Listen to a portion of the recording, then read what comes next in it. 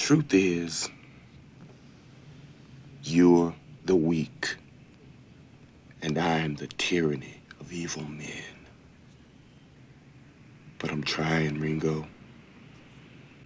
I'm trying real hard to be the shepherd.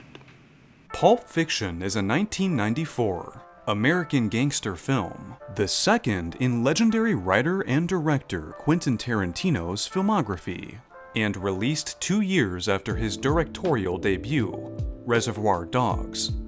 Known for its organic dialogue, gratuitous violence, and unique narrative structure, Pulp Fiction revolutionized the film industry. In retrospect, Tarantino took what worked in Reservoir Dogs and iterated upon it with Pulp Fiction, featuring dark comedy elements and separate but interconnected storylines revolving around the crime boss, Marcellus Wallace. Pulp Fiction is unlike your average gangster movie. The opening scene depicts two small-time crooks evaluating the advantages of robbing a diner compared to robbing a bank. In the following scene, Samuel L. Jackson and John Travolta's characters, hitmen Jules Winfield and Vincent Vega, discuss the measurement system used for European McDonald's hamburgers, and the sexual nature of giving foot massages to Marcellus Wallace's wife, time otherwise reserved for exposition in more traditional films in the genre. Vincent then dies in the middle of the film and reappears at the end, and we never learn the source of the briefcase's radiance. Despite its episodic storytelling, Pulp Fiction is remarkably cohesive. That cohesion lies in Tarantino's uncanny ability to alternate between timelines and still grow and develop the characters, and leave one of them the same. By presenting three characters with opportunities for redemption, he tests the limitations of their criminality. Themes of fate and random chance are present throughout Pulp Fiction, and these forces beyond our control remind us that we can only get so far in the criminal life until crossing a point of no return.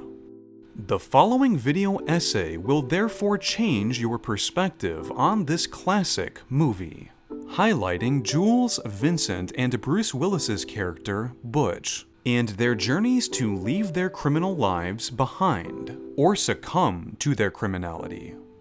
The first character under the analytical microscope is Jules, who evolves from vengeful to merciful in less than 1 day in the film's timeline. To understand his character transformation, we must first examine the prelude to Vincent Vega and Marcellus Wallace's wife. Jules states, Come on, let's get into character. Indicating that this is just another day on the job for them. They invite themselves into an apartment, unannounced, to retrieve an important briefcase on behalf of Marcellus. Vincent verifies that they have the correct briefcase, while Jules employs theatrics to bully and intimidate Marcellus's business partner, Brett, into submission. As punishment for conspiring to steal the briefcase from Marcellus, Jules nonchalantly shoots one of Brett's associates before reciting a dramatized version of a passage from the Bible, Ezekiel 25:17, and killing Brett in cold blood. Not until the Bonnie situation do we see what happens immediately after Brett's execution. Another man emerges from the bathroom to fire multiple shots at Jules and Vincent, landing not a single one. The duo shoots back at and kills the man, and takes another associate, Marvin, captive. Astonished by their survival, Jules insists that divine intervention had allowed them to walk out of that apartment alive. He is a changed man by the diner scene, debating with Vincent about whether their near-death experience qualified as a miracle. He declares to walk the earth, convinced that God has a plan for him, and that it's his life's mission to see it through.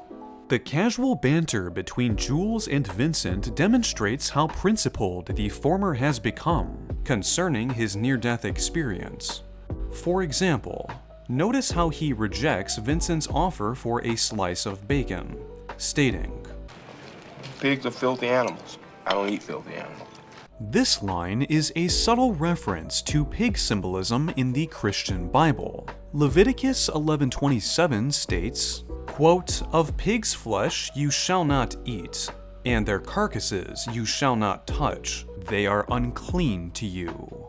In other words, pigs represent filth and uncleanliness in the Bible. Similarly, the criminal life consists of dirty deeds that taint and corrupt the criminal soul until it is unrecognizable. Dirty deeds that Jules had committed throughout his career but are beginning to catch up to him. His near-death experience was the turning point in his criminal life that gave him the excuse he needed to exit it while he still could.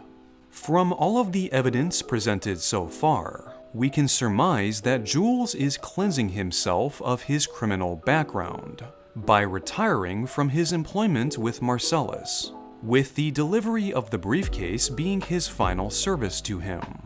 The preceding scene supports the cleansing metaphor, as the enigmatic Winston Wolfe, played by Harvey Keitel, literally cleanses Jules and Vincent of Marvin's blood with a garden hose. Jules' spiritual awakening compelled him to disarm the robbers with words, not violence. He shows mercy by permitting the couple to walk out of the diner unharmed and with $1,500 of his money. Let's transition to the gold watch to draw a parallel between Jules and Butch. Jules and Vincent enter a bar to deliver the briefcase to Marcellus. Across from them, Marcellus lectures Butch about the dangers of pride and ego. Marcellus's perspective is that Butch is past his boxing prime. He pays him a large sum of cash to rig a boxing match by purposely letting his opponent win on the 5th round. Butch accepts the cash and gives Marcellus his word that, In the 5th, my ass goes down. Butch emerges from the boxing match victorious, and learns from a cab driver that he accidentally beat his opponent to death. To circumvent the bounty that Marcellus will inevitably put on his head when he learns of Butch's duplicity, he arranges to leave the city and drive to Knoxville with his French girlfriend, Fabienne. He later loses his temper at a motel after Fabienne tells him that she forgot to pack his gold watch, which has a lot of sentimental value. Butch returns to the apartment to reclaim the gold watch. All seems to be going well until Butch encounters Marcellus crossing a road on his way back to the motel. Butch runs Marcellus over, and a disoriented Marcellus relentlessly chases after Butch. Their physical altercation in an obscure pawn shop leads to their detainment by its owner, Maynard, and Marcellus's brutal sexual assault by the corrupt cop, Zed.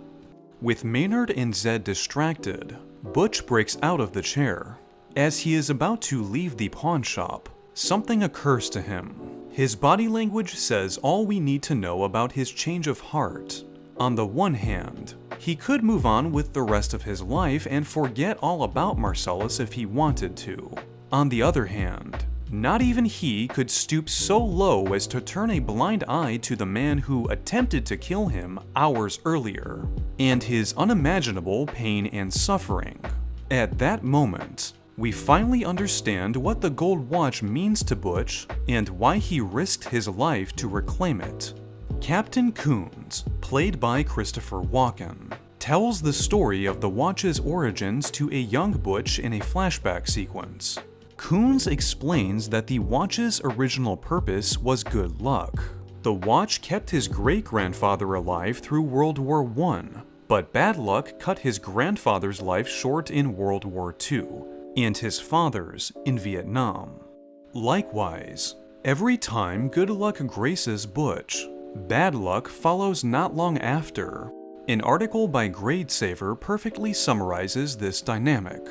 So Butch probably thinks that if he escapes the pawn shop but leaves Marcellus for dead, the stroke of good luck, the next stroke of bad luck will soon befall him. He does the exact opposite of what his old self would have done to prevent that from happening. He grabs the most lethal weapon he can find and returns to the basement to kill Maynard, giving Marcellus a window of opportunity to shoot Zed in the groin. Butch asks what's next for him and Marcellus. Marcellus lets bygones be bygones, permitting Butch to leave town and never return on the condition that he does not tell anyone about his sexual assault. Butch got what he wanted and then some. He can now build a life with his girlfriend without constantly looking over his shoulder, with the bonus of reconciling with his worst enemy. Let's contrast Jules and Butch's character development with Vincent's. Vincent and Marcellus's wife, Mia, are the focus of the third sequence. Vincent is under orders from Marcellus to show Mia a good time while he is out of town on a business trip. He purchases potent heroin from a trusted drug dealer, Lance, and drives while under the influence on his way to see Mia. Vincent and Mia enjoy their time together, but their pleasant evening goes awry when Mia overdoses on Vincent's heroin that she mistook for cocaine. A panicked Vincent drives Mia to Lance's house to revive her with a shot of adrenaline to the heart. Vincent drives Mia back to her house, and the two agree never to disclose this incident to Marcellus. In the Bonnie situation, Jules drives Vincent and Marvin to deliver the briefcase. While arguing about the meaning behind their near-death experience, Jules turns around to demand Marvin's opinion, and accidentally shoots and kills him. Jules changes their destination to his friend Jimmy's house to clean up Vincent's mess before Jimmy's wife returns from work. Next, Vincent antagonizes Butch in the second sequence. Little did he realize that he would cross paths with Butch again.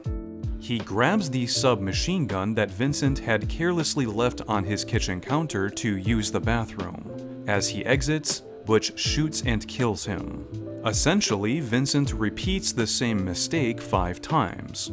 He is negligent about leaving his heroin in an insecure location, and for Mia to snort while he gives himself a pep talk in the bathroom. That same negligence was behind his insult to Butch, accidentally shooting Marvin on a busy highway, and leaving his gun on Butch's kitchen counter. Simple adjustments to his behavior would have prevented the consequences of these terrible mistakes. The irony is that he is so concerned with testing his loyalty to Marcellus that he distracts himself from simple jobs he gave him to do. Supervise Mia, deliver the briefcase without attracting attention, and search for Butch at his apartment. Perhaps Vincent's most critical mistake was dismissing Jules's theory on divine intervention as far-fetched, doubting that it was anything other than a coincidence.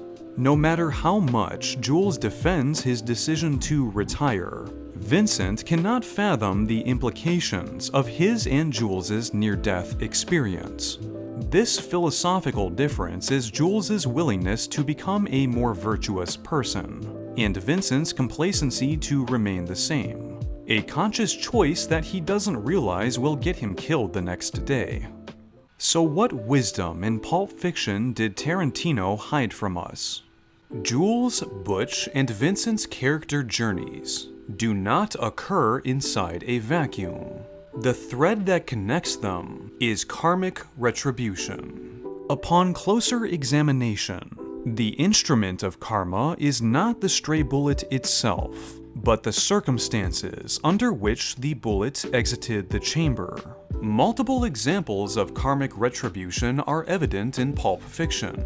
Mia's overdose on Vincent's heroin, Butch's encounter with Marcellus, Butch and Marcellus's detainment by Maynard, Vincent's death by Butch, and even more minor characters like Zed and his condemnation by Marcellus to a short-ass life in agonizing pain. Jules and Vincent's near-death experience was a warning sign that karma was coming dangerously close to balancing the equation. The following dialogue from Jules describes karmic retribution's potency. Now, whether or not what we experienced was an according to Hoyle miracle is insignificant. But what is significant is I felt the touch of God. I hate to shatter your ego, but this ain't the first time I've had a gun pointed at me. The first line means that whether his near-death experience was an act of God or a product of random chance is irrelevant. What mattered was his subjective interpretation of the near-death experience. That the universe had given him a second chance which he was responsible for not squandering. The second line indicated that he was familiar with volatile situations like the armed robbery, which could have ended his life if he did not handle it with so much poise. Tarantino ultimately teaches us that, whether we choose a life of crime, our supply of second chances is limited. For example, we eat a greasy yet delicious hamburger too many times and increase our risk for a heart attack.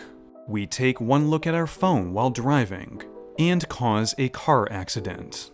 And we choose a life of crime and die by gang violence. These scenarios are possible if we do not take a hint from karma. We have no one else but ourselves to blame for our premature pain, suffering, and death. Thus, to keep karma at bay, we ideally never find ourselves with a gun pointed at us, as Jules did by retiring from his employment with Marcellus, as Butch did by rescuing Marcellus, and as Vincent failed to do by learning nothing from his mistakes. For us, maybe that means eating healthier, putting our smartphones away while driving, and surrounding ourselves with people we trust. If Tarantino can use lying, robbing, and murdering criminals to teach this wisdom, we can surmise that it applies equally to law-abiding citizens. Pulp Fiction was the only movie my parents didn't allow me to watch as a child, but a woman smoking a cigarette on the cover piqued my curiosity. I finally watched it for the first time at 18, and while some of the storylines stood out to me more than others, I consider Pulp Fiction Tarantino's magnum opus.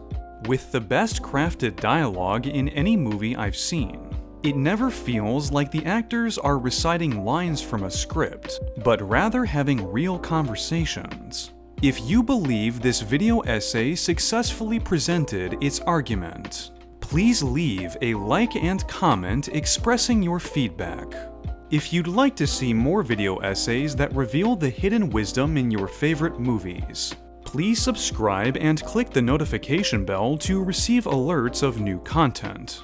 This has been Mark of Wisdom in Everything, signing out.